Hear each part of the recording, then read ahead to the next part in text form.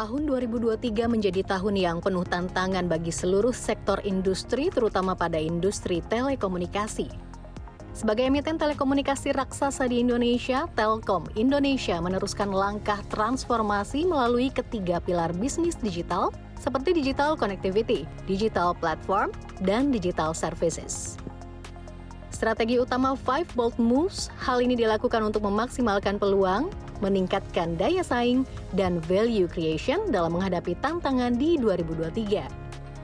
Emiten telekomunikasi raksasa tanah air PT Telkom Indonesia Persero hingga 9 bulan pertama tahun 2023 mencatatkan pendapatan ciamik sebesar 19,5 triliun rupiah atau meningkat 17,6% secara tahunan.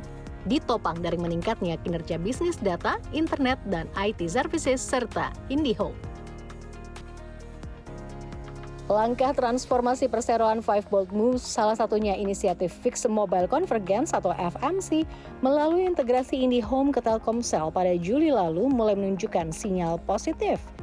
Efisiensi baik dari belanja modal maupun belanja operasional pun mulai dijalankan dan diproyeksikan dapat memperlihatkan hasil yang baik sebagaimana yang direncanakan oleh perseroan.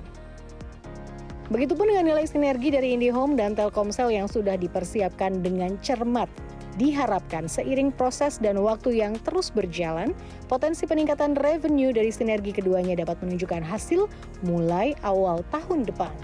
Sementara itu pada inisiatif B2B Digital IT Service yang fokus pada segmen business to business atau B2B, Telkom meluncurkan IndiBiz sebagai solusi konektivitas yang dilengkapi dengan platform dan layanan digital untuk menggarap kebutuhan para pelaku bisnis kecil dan menengah atau UKM, Small and Medium Enterprises.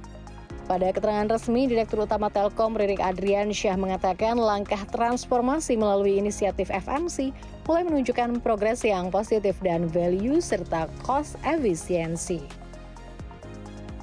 Menurut analis Mirai Aset Sekuritas Robertus Hardy, kinerja saham PT Telkom Indonesia Tbk atau TLKM masih mampu tumbuh positif di tengah isu perusahaan telekomunikasi seperti XL, Axiata, dan Smartfren yang bakal melakukan merger. Namun kedepannya masih ada peluang untuk bisa bertumbuh lebih tinggi. Mengingat posisi Telkom Group masih menjadi market leader yang berpotensi lebih mudah menumbuhkan revenue.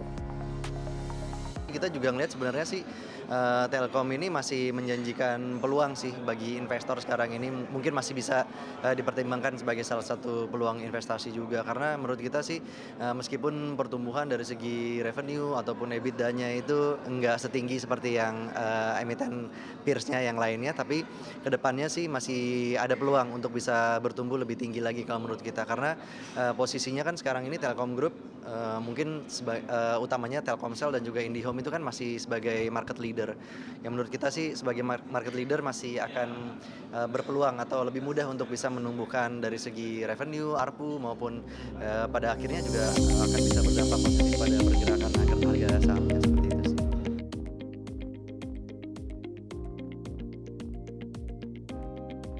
Sementara itu, Vice President Equity Research BRI dan Reksa Sekuritas Niko Margaronis menilai bahwa menjelang pemilihan umum dan Lebaran merupakan kesempatan bagi Telkom untuk terus memperbaiki sambil memberikan layanan terbaik, di mana masyarakat akan lebih banyak menghabiskan konsumsi data.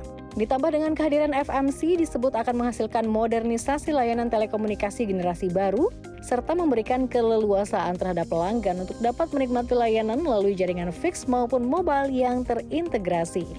Hal ini tentunya menjadi kesempatan terutama di kuartal 4 2023 untuk menjadi lebih produktif ke depannya. The prospect kita juga mesti consider the consumer sentiment, yeah. So far it has been quite soft, yeah, consumer sentiment. Tapi mungkin ke depan dengan the election period as well as mungkin subsidies with relation to the national elections, itu harusnya ada katalis ya untuk drive mobile consumption, data consumption, and maybe uptake of this new fixed broadband services, yeah, this FMC product.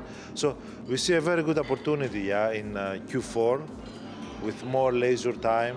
People spend more time at home or with their relatives, or definitely there is an opportunity to spend more for data. And then we have the elections, and then this is very close to also to next year Lebaran, ya. So a very good period menurut saya untuk data usage and for FMC.